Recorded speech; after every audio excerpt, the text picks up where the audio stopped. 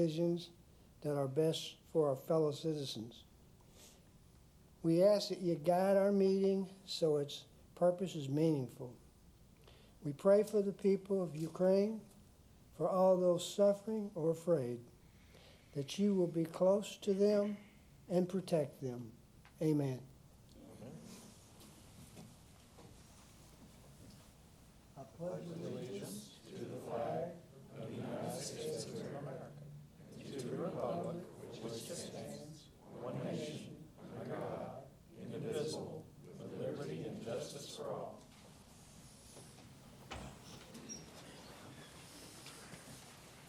All right, next item on the agenda is a presentation to Rampage Varsity Hockey Team Day Proclamation. If I get all you pucks, get on up here and we'll do this thing, all right?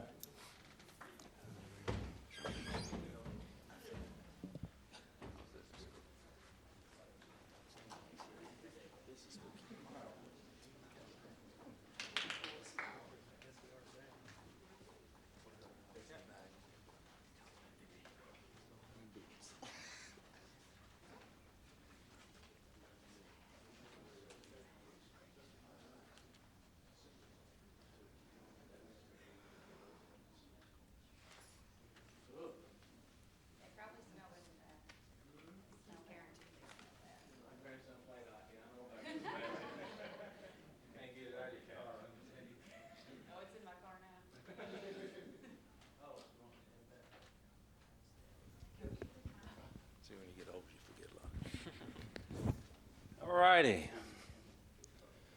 Well, welcome to the City Commission meeting, and we're very proud to present this proclamation to you all. I'll recognize you by name. When I call your name, please step forward. You get a little airtime. Okay, good? Good? All right, here we go. Whereas the Orangeboro Rampage varsity hockey team brought home the championship trophy 2022 Kentucky High School Hockey League State Tournament, which was held in Lexington Ice Center on March the 6th. Whereas the Orangeboro Rampage made history by winning their third consecutive state championship title with a 4-0 win against Northern Kentucky, making them the first team in the Commonwealth to earn back-to-back state titles. And whereas under the leadership and guidance of coaches Jason Link and Kurt Stratham, is that close? The team competed in the tournament with confidence and strength. Whereas the Orangeboro Board of Commissioners congratulates Orangeboro Hockey Rampage varsity hockey team. Samuel Holder. All right, nobody gets, he not here?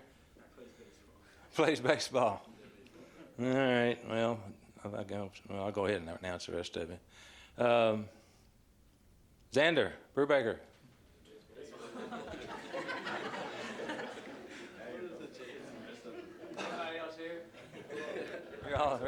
Those guys were no good. They didn't play. No. Cool. All right, Gabriel Dugans. Okay, here we go. I'm just going to run right through them. You can walk forward if you're here. Eli Howard, Cole Strath, huh? Look, another precinct heard from. Cole Strathan, Stranathan. Ray Shassetti. Help me. It doesn't have a K in it. Lance Masterson. Aiden Sheward. He's a backup baseball player or hockey player? Hayden Hill. Hey, there you go, Hayden. Zachary Roberts. Branson Link. Hey, hot dog. Justice Lanham. Evan Crane. What is it? Sue. Did I say their name wrong? A boy named Sue? Oh, it's his. Oh, okay, gotcha. You guys are killing me. Dexter Hill. Hey, Dex, what's happening, man? All right, Nathan Sue Crane. What a rowdy bunch we have today. Logan Girton. Hey, Logan. Wyatt Fireline. You kin to Billy? Yes, I think so. Is it a secret? Oh, well, no, You still know? Okay, just checking. Clayton Howard. Lance Crabtree. For their accomplishments they have achieved and for their hard work, dedication, perseverance, and love of the sport of hockey. And whereas the Orangeboro Rampage varsity hockey team has represented Orangeboro, Kentucky in such a manner that has brought great pride to our city, and we are honored to provide them top-notch ice rink for hone their talents.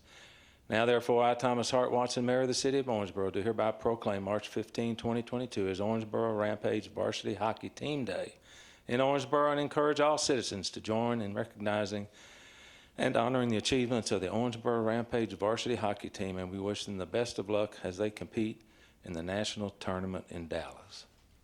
Now you can clap.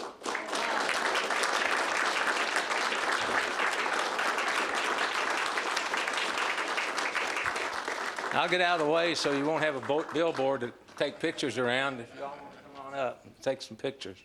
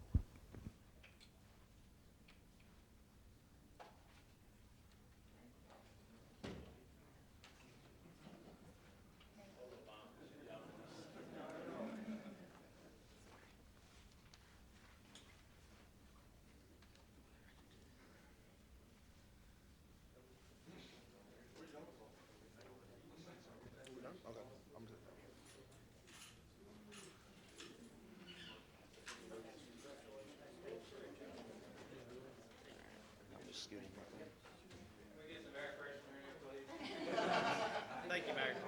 Are we leaving? I think we can leave this. Oh, okay, sweet. Went up to you? It smells like breakfast. Donut like. Right here. It smells like breakfast. How's that? That's how it's set. Sorry, hon. Get off work.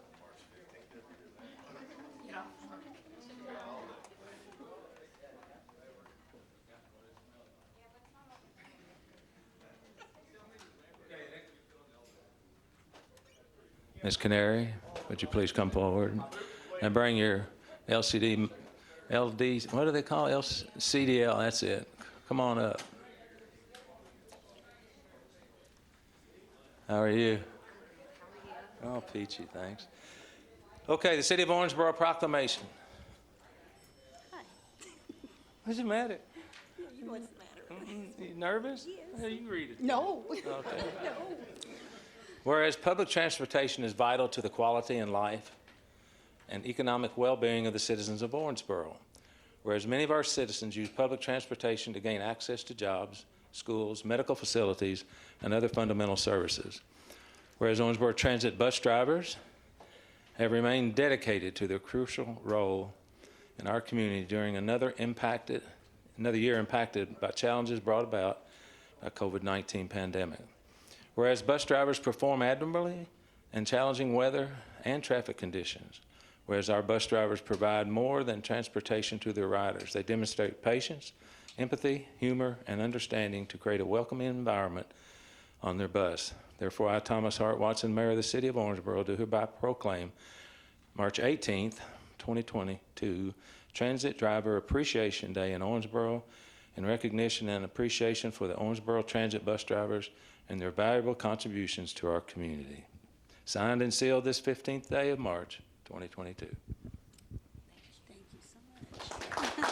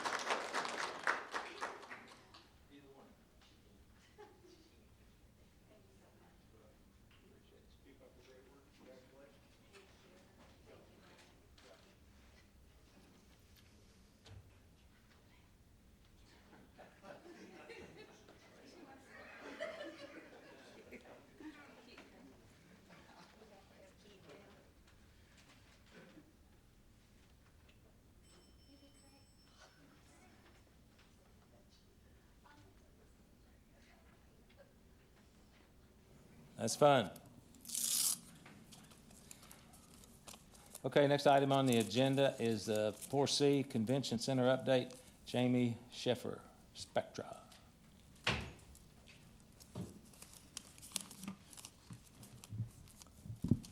Thank you, Mayor, Commissioners.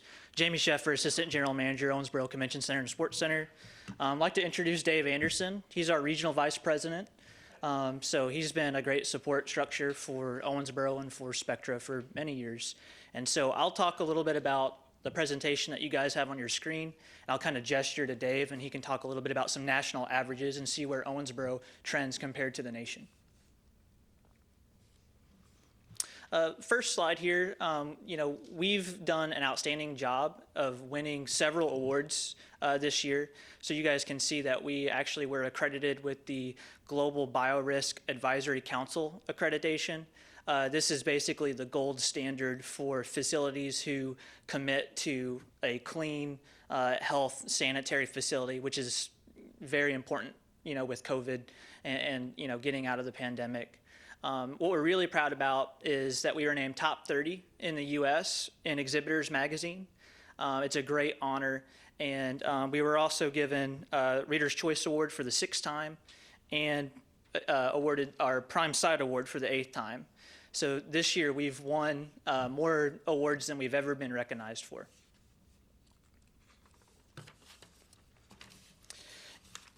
The financials are interesting after COVID. Last year, we were decimated by the pandemic, and it really wore down, on business. Right now, we're seeing record-breaking rebound in financials and events coming back, and it's almost a return back to pre-pandemic levels. You can see that, we're on pace to beat our budget for the current year. Convention Center is beating its budget year-to-date by $235,000. And the Sports Center is beating budget by about $41,000 year-to-date. Right now, we're forecasting to beat budget between both buildings by $443,000. And just so you all have kind of a perception as to what we were at last year, that's $712,000, $712,773 higher than where we were last year. Part of the success with these financials and our year-to-date numbers are from conventions that canceled or postponed from last year. So we were able to navigate through those tricky waters and keep those as clients and schedule them in the new year. So we were, holding on to those clients and keeping them in the middle of the pandemic was critical to our success.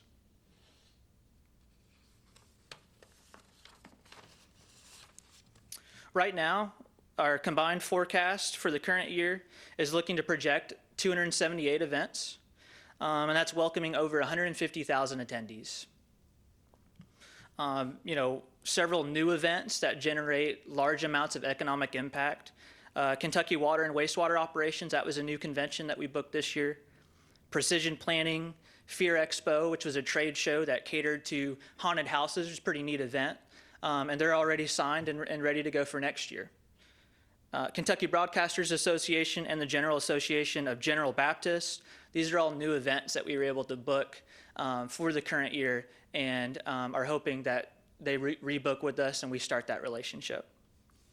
Several returning events that are typical on our rotation. We've got the Green River Firefighters Association, Kentucky League of Cities, and the Kentucky Sheriff's Association. Those are just a few small examples of larger conventions that keep coming back to us because we're a state-of-the-art facility.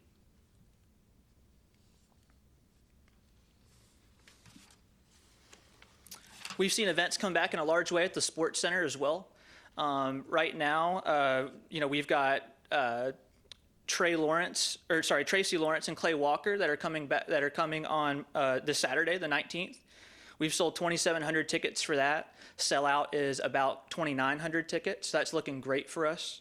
We also have Dwight Yoakam scheduled on April 7th, and that show's doing well too. So these are big names that we continue to get year in and year out, and we're expecting no difference in the current year. In regards to sports, the Kentucky High School Basketball Hall of Fame celebrated the 211 Catholic OHS game as a heritage game. So that was a really neat event, and speaks to kind of the historical significance of the Owensboro Sports Center and some of our rivalries here in town.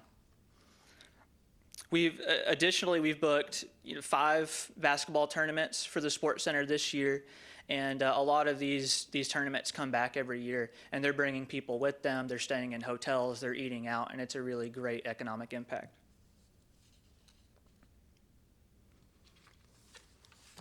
One other element that we do that's sort of unique to the Owensboro Convention Center and Sports Center are self-promoted events. So these are events that we actually create the content and programming for. They're a great way to fill in gaps in our calendar. And we continue to explore these new ideas. In fact, Thursday we have a St. Patty's Day silent disco that we're doing. So that's a neat event. We're hoping to have a really good crowd for it. And of course, our concerts on Saturday. Some highlights on the self-promoted front. Energy on Ice was our first inaugural year in the current year. We welcomed over 2,000 skaters. It was really good showing, and we hope to bring it back and make it bigger and better this year. A couple other highlights, our Owensboro Air Show, that's always a huge event for the city. Our reserved seating was sold out. That happens when you have the Blue Angels. Also, we had record-breaking attendance for Craft Tucky, which is our annual craft and art expo. We also had record-breaking attendance for our Breakfast with Santa event and our Mother's Day brunch event. So these are nice family events that are affordable. People can come by, enjoy breakfast, take a photo with Santa, or celebrate Mother's Day. Altogether, self-promoted events that we're forecasting at the end of the year is 35 events, and it's going to generate about $276,000 in net event income. So not a small penny for events that we come up on our own. Dave, do you want to talk a little bit about kind of where Owensboro ranks in self-promoted events? Good evening, everybody. I guess I'd just like to start before I talk about self-promoted events is just a quick kind of backtrack, 24 months. So as a fellow GM, because besides the regional stuff that I do, and I oversee probably 10 other convention centers, I run the convention center in West Palm Beach. And as most of you know, the meetings industry just happened to be the one industry that got hit like a 2x4 when COVID hit. A lot of industries just kept going, but actually people meeting in public places or public meetings indoors was really not the way to go. So when March 2020 hit, I had been working with Jamie and Laura for a long time in the team, and so I was there from day one and spent the last 2 years with them kind of going through the process and coming out of it. And I guess the reason why I tell this story is I just want to tell you how proud I am of Jamie and Laura and the team over there, because it wasn't easy. I know it wasn't easy for all of us, but in this industry it was ugly. Losing most of the part-time staff, most of the staffs had to do multiple jobs, but they just did a phenomenal job. They got GBAC certified, they got the building back online right away, and I could not be more prouder of them, and I just wanted to make sure you're aware of that. From a self-produced event standpoint, I made the comment earlier today, and I wanted to make sure I made it tonight, is Owensboro is really the poster child for self-produced events of all of our convention centers. So of all the buildings that we actually manage, Owensboro is the #1 building as it relates to producing self-produced events. And I was invited probably 2 years ago because I said, hey, do you mind if I sit in on one of these brainstorming calls? And so I got on a video call, and it was Jamie and Laura and the whole team. And I just sat there and listened for like an hour and a half. And they were just collaborating and synergizing about what could we produce, what events were coming up and what new events could we produce for the community here.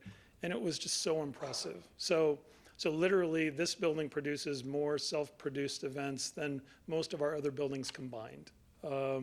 They do a phenomenal job. So especially during COVID and coming out, in between the conferences and conventions, which is really what we want here, they're able to drop these self-produced events into the calendar and be able to fill the dates. And it's a great story. So I just wanted to thank them for that, and they've done a great job. Thanks.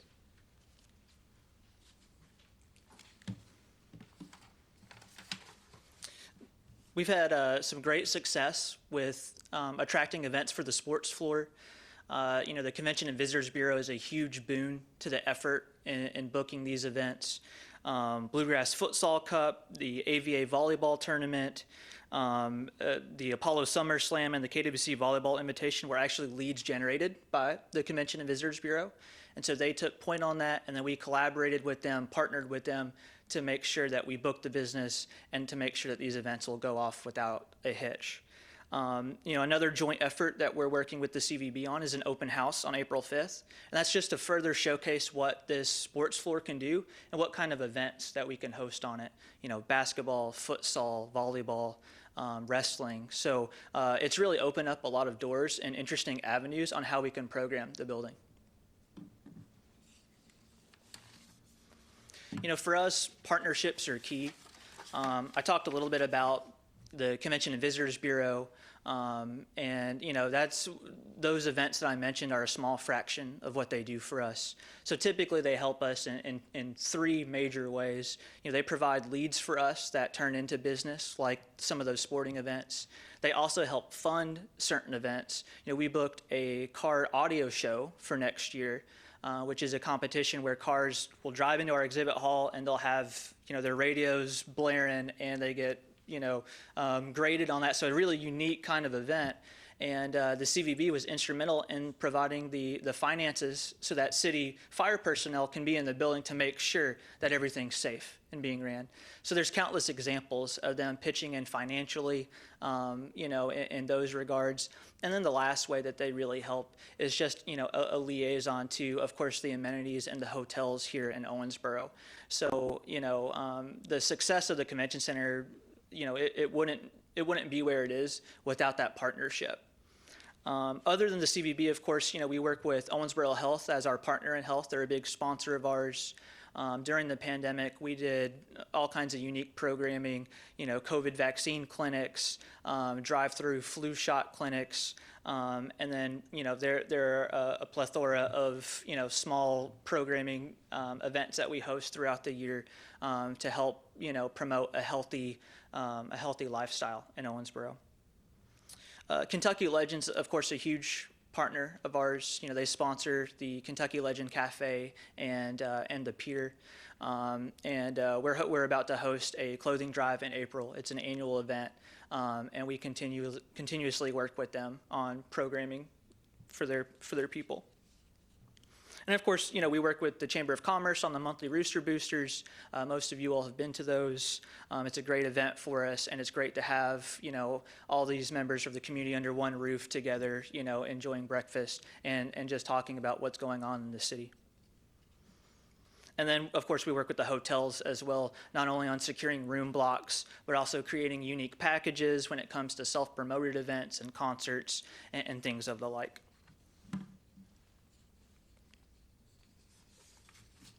So just a quick outlook for next year. Right now, we're expecting to host more and larger events than ever before, really a return back to where we were pre-pandemic levels. We've got several returning events, including archery, which was another CVB-generated event, Fear Expo, Kentucky Wastewater, Kentucky League of Cities. We've got several new events. I mentioned the car audio show earlier. We've got the Green Valley Association of Beekeepers, their convention coming in next year. So just some really unique kind of programming.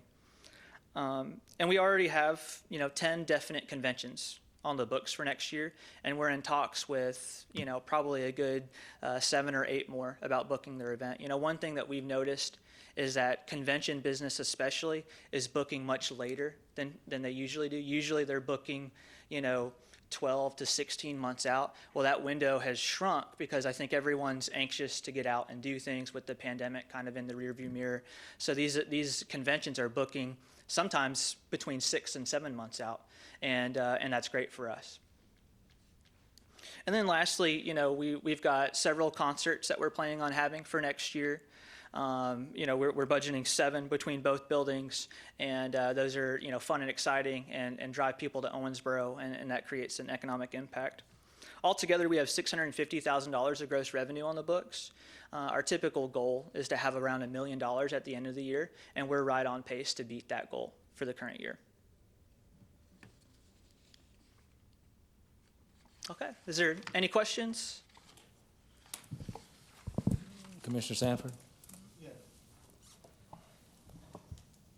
Yeah, Jamie, I think you guys are doing a wonderful job through what you've been through from the pandemic. I just got a couple questions. I think I saw 5 sports tournaments on the new floor. Was that correct? I believe so. Was it 5? Yeah, and we're working with several other leads too. My question is, what's the capacity? Is it, you know, if you got 5 this year, how many can you have? And then will there come a point to where you outgrow that and you need more space? It's possible. You know, right now there's enough open spaces in the calendar where we're active, and these are the events that we want because they're outdoor or they're tournaments that are bringing in outside people. And so, you know, our booking guidelines are sort of structured to where, you know, we're trying to land the big fish, right? One of these sporting events that comes out, they're going to book the exhibit hall and the sporting floor for a whole weekend. And so there's still some room on the calendar, but at the rate that things are going, we could potentially outgrow the sports floor. And we have three. If I was going to say basketball, we have 3 courts, correct? We have 3 Okay. exhibit halls that we could fill with courts. Okay. That we can fill with floor. I don't know the exact dimensions of the basketball floor, so you Yeah. might be able to fit multiple courts in one hall. I think that you can. Yeah, the reason I've been around it a little bit, so I've seen some large tournaments, and you know, to really get those, I don't know that. I mean, we have that, but we may need even more. So we may have to cooperate with some other people, other schools or whatever, if Sure. you really want to catch a big fish. Yeah, Which absolutely. I hope you do. Yeah, we do too. All right, thank you. Thanks, Commissioner. Or build an indoor sports facility. That'd be nice, wouldn't it? Anybody else? Commissioner Castleman? Yeah, you mentioned the concerts over at the Sports Center. As far as the Sports Center usage, has it been pretty much on track with what you've been wanting, or is it exceeding what you thought it would be? You know, what's your opinions on that? Sure. You know, one interesting thing about the Sports Center, Commissioner, is that even in the middle of the pandemic, it wasn't dealt as quite a large of a blow as the convention center was, and that's because of youth sports. Youth sports didn't falter the way that conventions and banquets and meetings and conferences did. They found a way, and so we were able to host the third region tournament in the middle of the pandemic with reduced seating. But, you know, and we just hosted the third region tournament just a few weeks back, 16,000 attendees over 8 days. I don't know if any of you all attended, but, I mean, it was over $96,000 in gross ticket sales.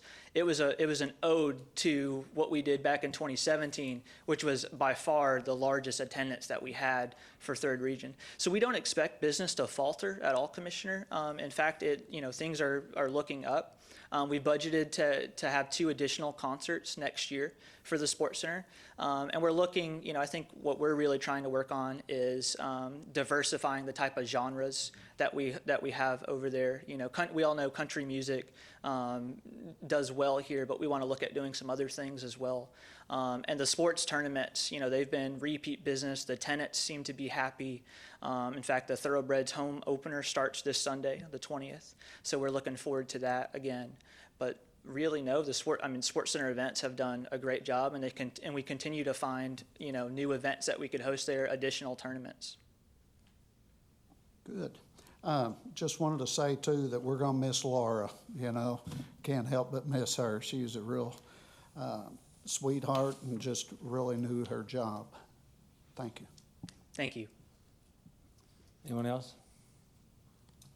Commissioner Glenn?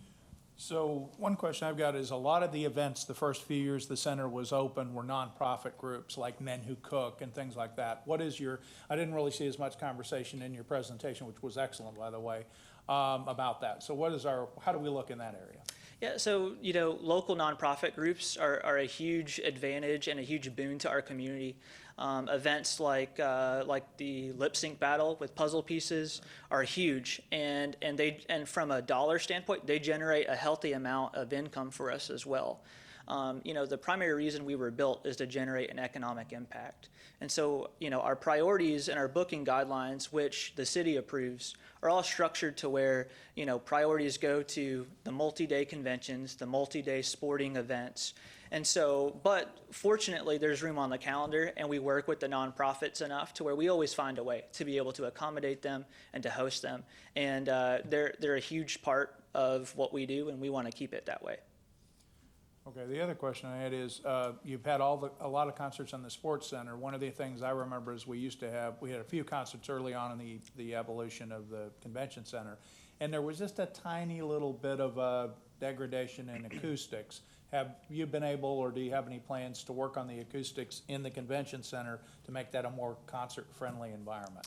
I think the sports center is great for concerts. Absolutely, and that's a good question, Commissioner. The acoustics are one part of the problem.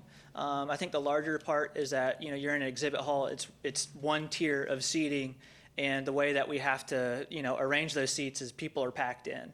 And so it makes it challenging. Also, agents and promoters tend to favor the sports center because of lower production cost. We can hang things from the ceiling. We can do certain things that make it financially more feasible at the sports center. We do have 2 concerts booked or budgeted for the convention center. They're smaller events. We used to host the Elvis impersonator, a few times a year. And those smaller kind of micro events seem to do a little bit better in that room. As far as I know, the acoustics are tricky with the air walls. And so it's not, and the exhibit hall wasn't designed to host concerts. So it's hard to say if we could ever get that room to be in a level where it would attract concerts at the same extent the sports center would. I can just say, one of the trends that's happening in exhibit halls with convention centers that don't have arenas near it is we're deadening the walls with velour drape. So we're doing like 25-foot tall drape around the perimeter, which kind of deadens the bounce off those hard walls. So some of us aren't lucky enough to have a sports center near our convention centers, so we've had to get a little creative, but I think the prices of drape are coming down enough where we could actually look at doing something like that here. So. Thank you very much. Appreciate it. You all are doing a great job. Thank you, We are going Commissioner. to miss Laura, but we're glad you're here, and thank you for joining us as well. Appreciate it. Commissioner Maglin? It's a great presentation. I'm glad to hear that the priority is bringing in economic, filling the hotels. That's great. As far as the acoustics in that conventions area, you think the offset is a big problem. There's not straight walls, it's offset. Well, curtains, you think curtains would help that enough to Yeah, I mean, I have a ballroom, and I've done concerts in my exhibit hall, and basically we've taken 20-foot velour and we just hang it from the ceiling and kind of create a room within a room. Yeah. And it softens the room, first of all, because when you walk into an exhibit hall, it's not the most, beautiful place in the world, but also that drape, it really deadens the sound versus when you have those hard walls, the sound is ricocheting off, so it's really hard to mix. Yeah, no, absolutely. Thank you. You're welcome. Yes, we do miss Laura, but Jamie, it doesn't look like you all are missing a lick over there. I'm very happy with your presentation.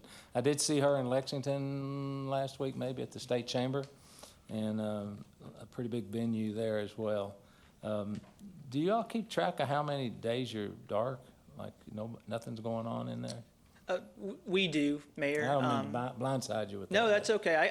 I'm happy to send that information to you. Sure. I can tell you that in the current year, I mean, it's the amount of dark days that we have are few and far between, and that's the way that we like it.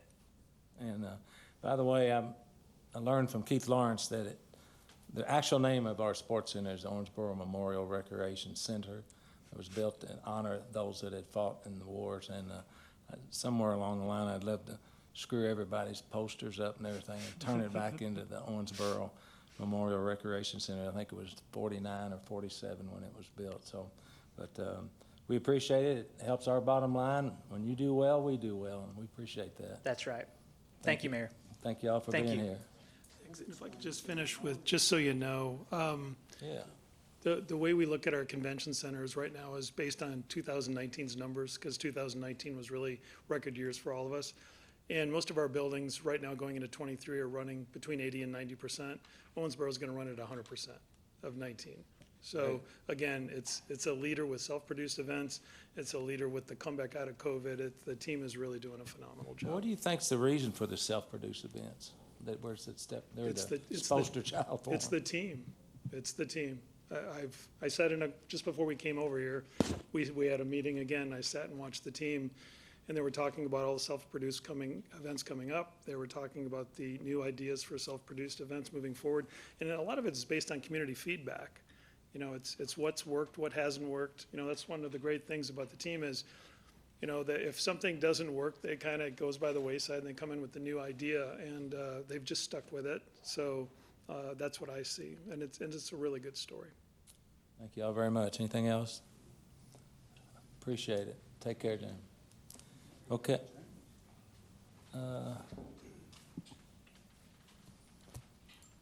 Now into the boring stuff, business. Consider approval of the minutes dated March 1st and March 15. I'll make a motion to approve. Could I have a second, please? Second. Any discussion? Hearing none, all in favor indicate by saying aye. Aye. All opposed? Motion carries. Thank you.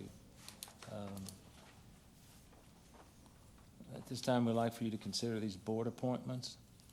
Wesleyan and Shawnee Neighborhood Alliance reappoint Stephanie Clary to a 2-year term effective March 16, 2022. Orangeboro Housing Authority Board reappoint Rick Searcy to a 4-year term effective March 21st, 2022.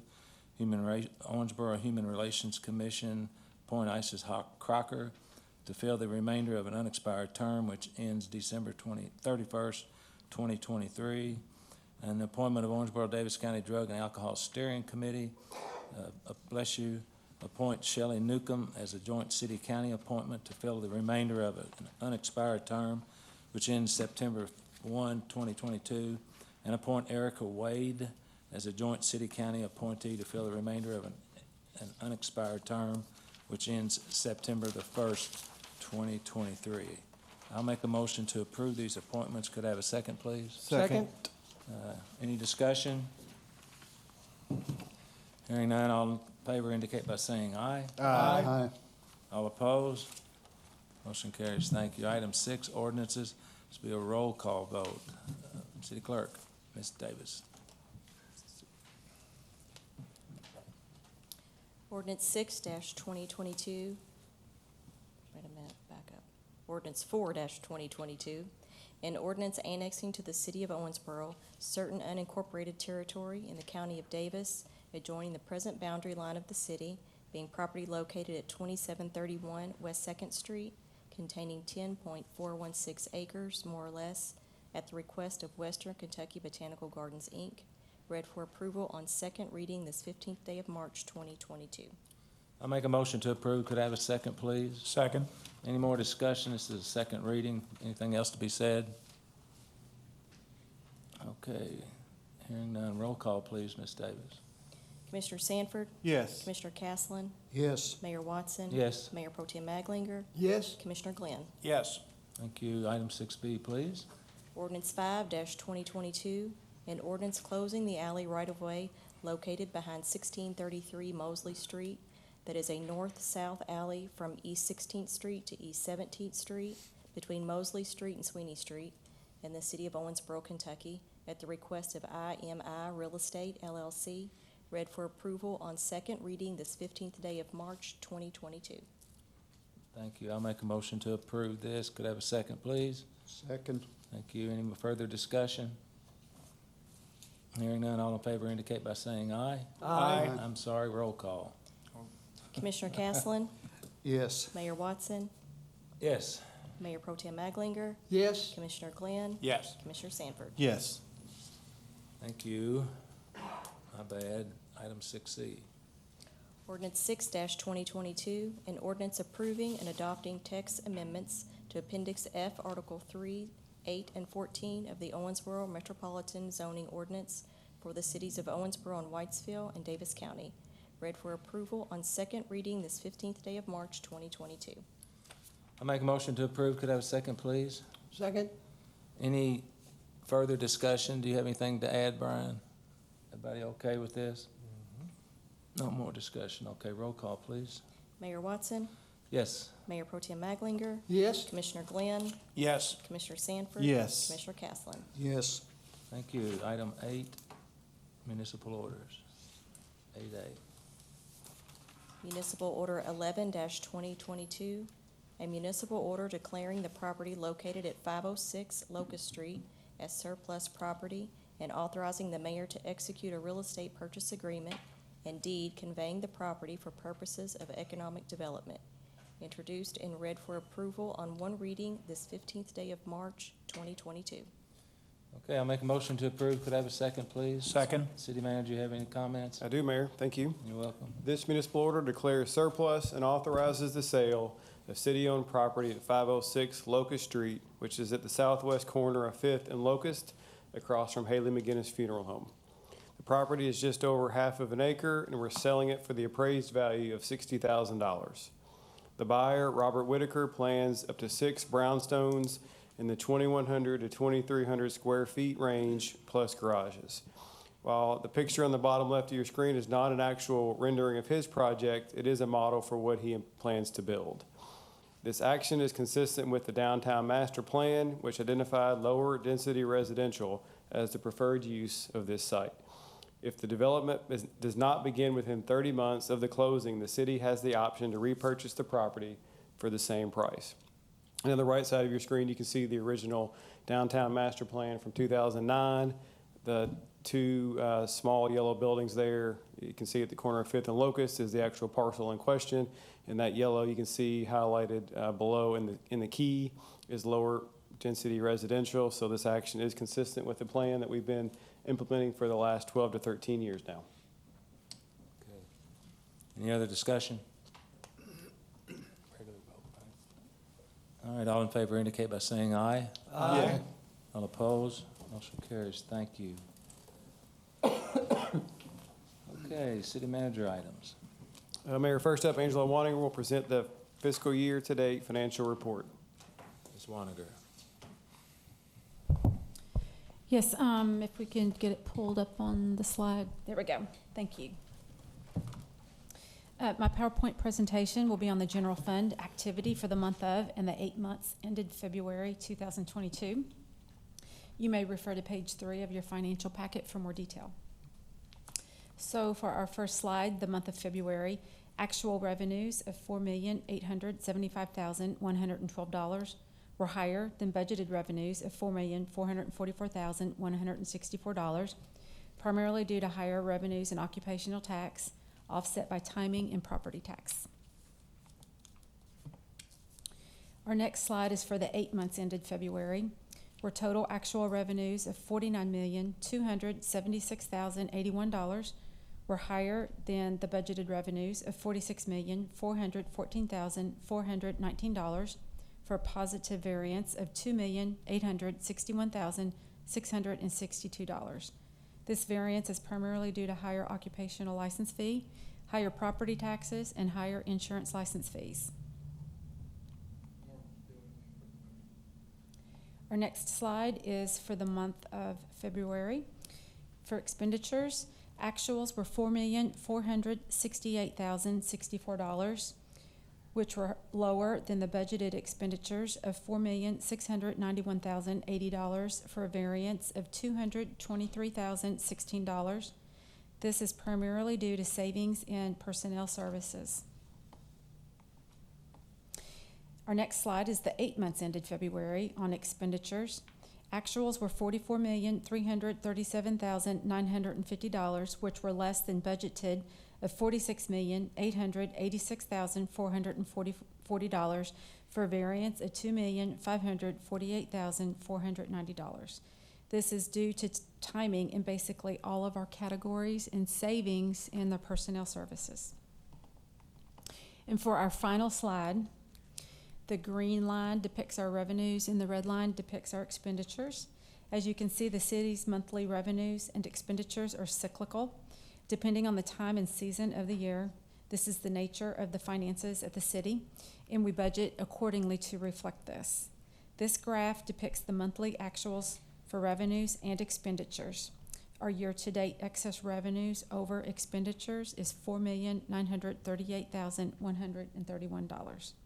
If anyone has any questions, I'd be happy to answer. Okay, I'll make a motion to approve this. Could I have the financial report? Could I have a second, please? Second. Okay, any discussion?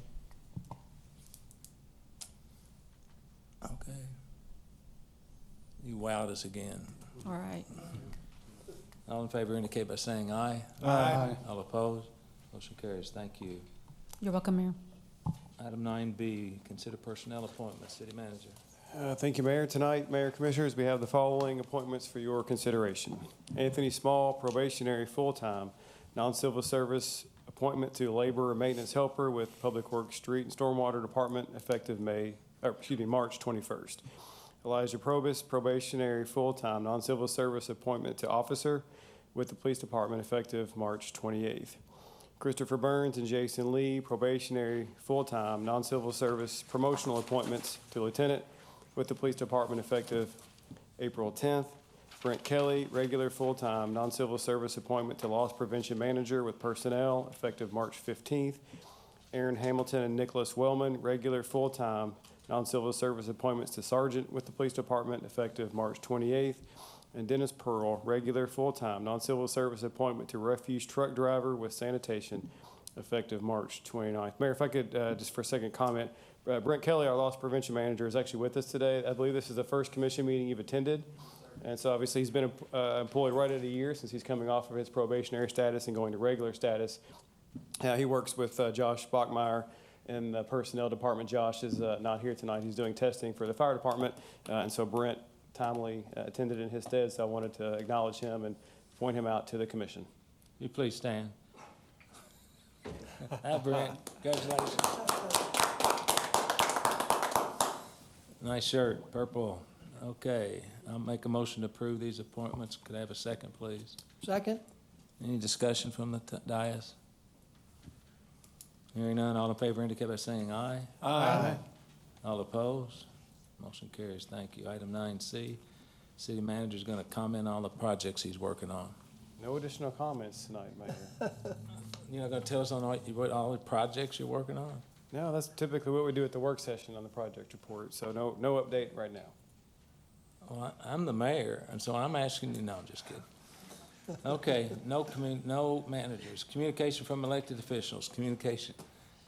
Commissioner Sanford. Nothing tonight, Mayor. Thank you. Commissioner Counseling. I'd like to say thank you to a few people that have worked in our community to help out in some areas. Last Monday, the Community Collaborative had a meeting at the Neblett Center. They invited all the candidates or a lot of the candidates for the city and the county positions in the upcoming election. They also had Judge Shannon Lee Master Meyer, and we discussed ways for the police and the courts, the families, and the schools to work together to better our community and help bring about a peaceful end to some of the gun violence. And I wanted to thank Miss Mandy Roby for organizing this event every month. Also, wanted to acknowledge Mr. DeMarcus Curry, who, sitting over here, had another job fair at the library this past Thursday and had a total of 138 teens and 80 adults attend. There was about 10 or 12 employers that showed up, and the city of Owensboro's Parks Department was also there. Way to go, Amanda Rogers, on having them there.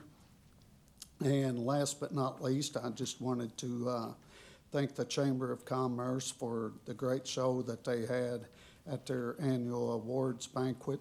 And as always, they put on a great show, and It was a good time. That's it. Thank you, Mayor. Mayor Pro. Hang on a minute, you can't talk yet. Hang on a minute, and we'll get to you. Pardon me? Thank you. Mayor Pro Tem Maglinger. Thank you, Mayor. You're welcome. It's great to hear that the COVID hospitalizations are down to 5. They were 1,400, and no one is in ICU as of this morning, and so that's great to hear. Also, it's good to hear that Bell Bank is still committed to Owensboro, and that's great news. And that's all I got. Thank you. Okay, Commissioner Glenn. Yes, want to echo Commissioner Castleton's comments about the Chamber Awards. In particular, I want to point out, if you weren't there, that the hospital and Green River Area Health Department got a standing ovation, and certainly legitimately so, for their pivotal role during battling the COVID crisis over the last 2 years. So that was heartening, and I think that might have been one of the highlights of the awards presentation, along with all the groups that won, and congrats to them. Attended the Ukrainian prayer event, and I want to thank the mayor for allowing them to use the alcove there. It was cold, but there was a warm spirit in the air as we all prayed and hoped and turned our hearts toward the people of Ukraine and all the agony and torture they're going through in that military conflict with Russia. So I would just say also that several of the people we approved tonight that are involved with the neighborhood alliances, including Stephanie Clary as an example, are doing great work and have done great work for years in the neighborhood alliance program, including Rafe. And so just want to thank all those who serve on the neighborhood alliance boards. And that's it. Thank you. I just want to recognize Joe Bowen. Joe passed, and we had a very beautiful service at Settle Memorial, and Joe was a true champion of Orangeboro and Frankfort and elsewhere, and he will be missed. Okay. Open public forum. Members of the audience are invited to address the City Commission on any matter of public concern that was not on tonight's agenda. Comments are limited to issues within the scope and responsibility of this commission. Commission meetings are held to conduct city business for the benefit of Orangeboro city residents and taxpayers. At this time, anyone who wishes to address the City Commission, please make their way to the podium to be recognized. Speakers must state their name and address for the clerk's record and limit their remarks to 3 minutes or less. Since the item is not on the agenda, no response is required from city staff or the commission. The mayor reserves the right to extend the time of the speaker.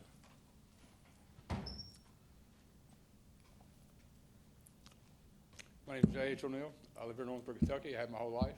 I'm going to ask you all, do you all have like family and kids that you would really love every day of the week? Because I'm going to refer to this. I'm not trying to be hateful to nobody in this place up here, but I've walked these streets. Every one of these businesses in this place here has harassed me for some sort of reason. You know, back in 2013, there was some bullshit that happened, so we had a lockdown pretty much where we live at. For a reason, that was technology, you know, pretty crazy, right? You all know what I'm speaking about when I speak that. I mean, it's not, you can hide whatever you want to and do it, keep doing it and doing it. I don't see how you sleep at night. I don't see how you tell your kids you love them because of what you do to civilians. I don't see that. That's not a loving community. I mean, me personally speaking for myself, yeah, I'm standing alone for myself, but it's okay though. I don't need you people to feel sorry for me, but the problem is you don't do this to other people out here. They won't stand up for themselves. You don't do that. Now you go have your shot of whiskey and do whatever you want to do, gentlemen, and do the best you can with that. God bless you all.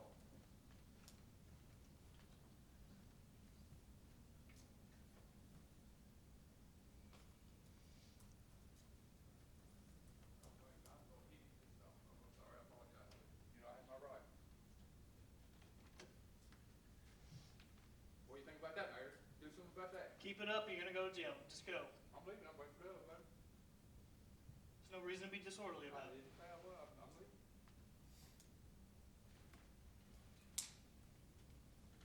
You have a good night, too, sir. Is this Saturday or not Saturday?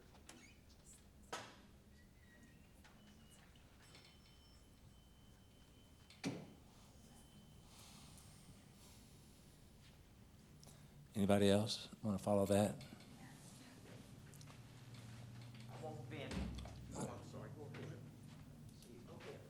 Big D. DeMarcus Curry, 3140 Adams Court. Just want to throw a thank you all for the city of Orangeboro for bringing the Parks and Recreation to the job fair. As Commissioner Castleman said, there was 138 teenagers that attended this event, and that is a huge thing, especially in this city. I do hope that they do follow up with the jobs, make sure they get started as far as with their workforce. So I'm happy for that, and we're already in talks about making it a semi-annual event. So plan on doing it again later on this year. And I want to do a proposal for the city as far as restarting the Orangeboro Youth Council. I have been given a little history about the Youth Council, haven't been able to look up all the detailed information, but I do have a proposal I'd like to present to you all to get that restarted. So anytime that anyone is able to meet with me to get that restarted, I'd definitely be interested in doing that. So, Marcus, just call Adrian up here, and I'll be glad to meet with you about that. all right. I'll bring one other commissioner. I want to meet at 2 at a time, which is kind of inconvenient, but All right. I'll bring another commissioner in as well. All right, I appreciate it. Thank you. I appreciate you.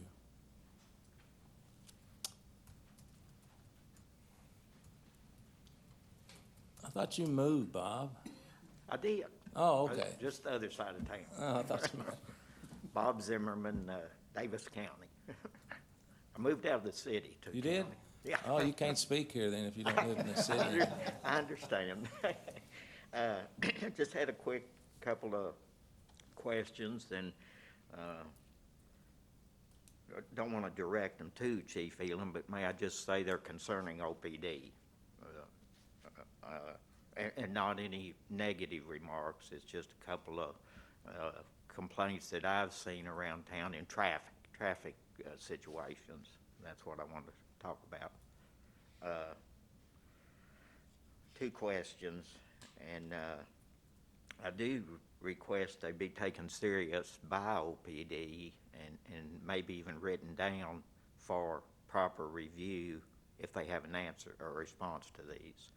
But of course, that's their prerogative.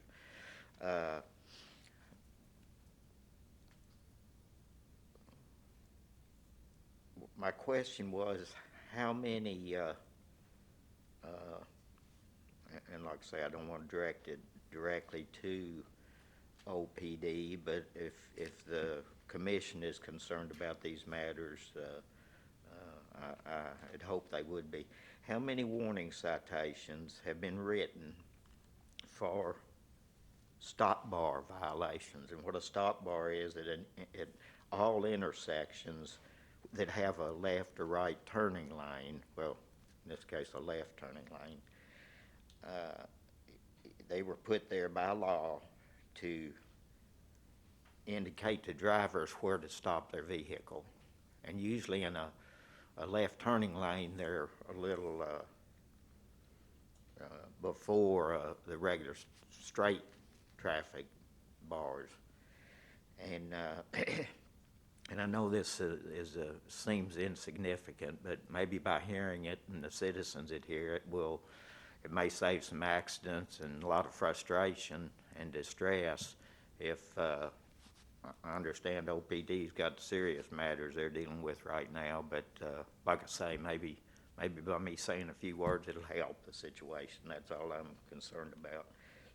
But how many citations are issued to motorists who blatantly, by a large amount, a couple of feet, I would understand, but have no regard to other oncoming traffic or anything, but just want to be the first off the line, so they go out of their way to violate those.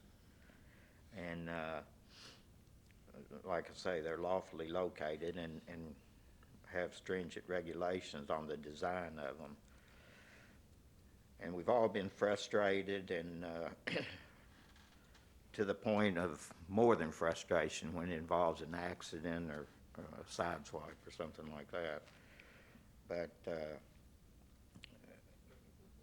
and what I've noticed, and people don't seem to learn from it, or maybe they do and it's other people, I don't know, but it's very common practice, you know, around, kind of like running four-way stops or anything. It's a violation of law, but you have to come to a crawl, or sometimes in the case of transit drivers, I really feel bad for our transit drivers. I know a few of them, and they say it's a real problem. They have to stop, reverse, and realign their traffic to avoid the car that's violated these bars. Okay, can I hit one other point real quick? Or I appreciate, okay, I appreciate that. The second question I had is tailgating. How many citations are also written for tailgating, because they are dangerous and cause second and third accidents, not just one accident, but second and third because of people falling so low. Thanks for your patience, Mayor. Yes, sir, Mr. Can I Zimmerman. say one more thing? I haven't seen Larry in 63. I don't know whether he remembers me from the old neighborhood when I was about. Meadowland Drive? Yes, sir. I was going to mention that, but yeah, Meadowland Drive, That's what's wrong with 65 years old. They put it about 66 years ago. Good to see you. Okay. Anyone else would like to speak tonight? Please state your name and address for the record, please. Lisa All, and I don't live in the city, but I do have a business in the city. I live at 7325 Highway 54, Philpott, Kentucky. My business is a little bit sassy, the Children's Boutique on the corner of 2nd and St. Anne. And I just sent an email to ask Tim Ross some questions, and I also sent it to Mayor Watson's office about the walking district and the bar situation and all the stuff that goes on down there at night. So and Mayor Watson's assistant asked me to come and speak tonight to express my concern, but I don't know if this is really the place. I just really wanted to know who handles besides the police. And Well, I Ms. did- All, I wanted you to come so staff, all the commission, everybody could hear your concern, so I don't have to relay it to Oh, 700 okay. people. Okay, so let me And you tell could you my probably concern. tell your story better than I can, so Okay, that's so why here's the Adrian concern. she And asked I- you on my behalf. And I did speak to Orangeboro Police Department. I have no complaints with the city, no complaints with the police department. They were super nice. And I think I have my part of the problem handled for my building security. So we have a business, 2 doors, 1 door between me and a bar.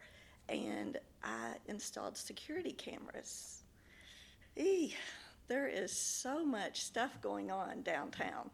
So much. Like, the last time I was here, Commissioner Glenn expressed his concern over how safe he felt when the street was closed to cross the street. I do not feel safe as a business owner, so I need to know what the city can do for the issues going on with the bar. I welcome Mayor Watson or any of the city police, or anybody to come view my video cameras. They are doing everything from having sex to pulling their male parts out to urinating on the 2nd Street, on my building, on the sidewalk, women pulling their breasts out. Here's the bad thing. I have audio, and I didn't know this. I hired a security team to set it up. They just monitor it for me, and when there's something going on, they tell me the date and the time. And I have it on my phone if anybody would like to see just the most recent video. And they alert me to whenever there's an issue. So I cannot properly run a dignified business when I have a bar next door, obviously over-serving, and I'm not guesstimating that. You can question me on it if you want to, but I can give you a little knowledge on it. If you walk into a bar perfectly straight, 2 hours and 47 minutes later, you're stumbling out of that bar, and then you pull your britches down and urinate in a well-lit city area, there is a serving problem of alcohol. So who do I turn to? Who besides the police? Because they obviously have bigger problems. I mean, I realize it's criminal trespassing, indecent exposure. You know, I have barricades up and they moved the barricades. I've talked to the business owner, offered to pay for security. They hired extra security. Now their security is going over there. I guess the smoking ordinance is just out the window in this city. So who is, and poor Tim Ross, that's really whose email I have, so that tends to be who I email the most. So who is the contact for these issues? Now, I did call ABC, and the ABC in Owensboro is basically the administrative office, which I understand is kind of like the paper person for ABC. So Frankfurt has completed the complaint, and I don't know, I believe it's your commissioner's team that voted in the drinking walking district. So there's a church that the company I also work for owns, which is TRA Holdings, and it's right in the middle of 2nd Street. So the ABC informed me that it's against their rules to advertise for alcohol within 100 feet of a church. We have 2 restaurants and 2 bars doing that. Now, I don't know how it's supposed to work, but I handle my business, and each business should handle their own. But obviously, it's a little past a baby store owner when we have women and men naked, having sex, urinating on 2nd. So I need the city to direct me who, besides the police, because I did call and ask about security and like getting some police officers, not extra patrol. I'm not asking the city to spend that money. I asked for off-duty police officers so they could be, say, a witness to what's going on, and it'd be a little more professional than just a $10 an hour bouncer. And they said that they could, so I got the contract this afternoon, and we're gonna start that. I'm gonna spend just shy of $500 a night that Little Brashers, Nashville's Little Brashers, whatever the bar's called, whatever hours they're open, I will have an off-duty police officer sitting in the first parking spot, monitoring my building. The liability is the bar doesn't believe they're liable when they overserve a person. And the legality of that is they are. When they leave there and there's an accident, whether that accident be in a vehicle or they stumble into my $16,000 display windows and then the glass shatters and they get hurt and they sue me, I'm gonna have to eventually come back and sue the bar, I guess, which probably doesn't have any money. So it's gonna cost me.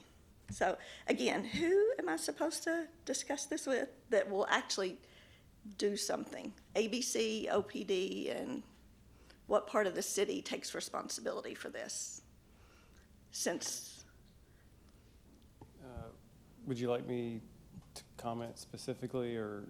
Yeah, since it's not on the agenda, we're not supposed to, but, I don't really know what to do. Yeah, so the short answer is sort of a threshold of 3 or 4 different offices. So we would need to do a little research offline as well, because it's potentially law enforcement, potentially ABC, some legal issues as well. So we need to do a little research. So I've hired my legal team. My legal team is actually the landlord to the bar. You know how well that's going over, correct? So I met with them this morning. They asked me what they could do to satisfy me, and I said, evict them. He said, first chance, I'm not going to evict them. I said, okay, so I'm not going to be happy, because I have 18 occurrences Friday and Saturday night, just this past weekend. So with Thursday night being St. Patrick's Day, I expect it to be a wild one down there. So, and I do believe, here's my other question. Didn't the city purchase the license for the special event for the walking district? So is the city responsible at all when they went out and then they distributed those special licenses to each, say, restaurant and bar in that area? Isn't that how that worked? Or can you answer that? Yeah, I don't recall. I know we're licensed through the state. There was a relatively lengthy process to get licensed. Each individual establishment is licensed separately. So again, I know enough about our ABC stuff to be dangerous. So I'd rather speak offline. Let's do a little research and we'll follow up with you. Okay. So who is it I will speak with? You when I have a complaint? I will, yes. Poor Tim Ross. Thank God. I bet he's glad I don't He'll have be to. there too. Okay. Sorry. Thank you all. Where's poor Tim Ross, by the way? Okay, he's running the show. Okay, gotcha. Anybody else? Okay. I'm sorry, we're done. Huh? We're done. So you answer some of the citizenry We're done. with their problem We're done. That's not a very polite response. Why don't you say we can't take it and they have to come back next time or something? Well, you know you can. I can't even understand what you're asking me to begin with. I have two questions in my transmittal. Concerning OPD, I asked for a response to the two questions I asked. Can I expect one, or should I just forget about it? All I want to know, if I can't receive a response, that's fine. Comments are limited to issues within the scope and responsibility of the commission. The commission meetings are held to conduct city business. If it's not on tonight's agenda, we're not really not invited. We're not really supposed to comment because it's not on the agenda. Well, I didn't know the public comments, so. Okay, I'm not gonna argue with you. Tonight's been tough. So, Young ladies on the agenda. Thank you for your time. I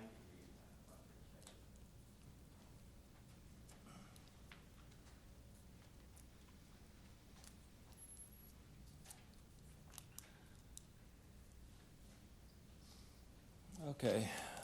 Anything else to be brought before this commission? Hearing none, I'll say goodnight to Barbara, and we are adjourned.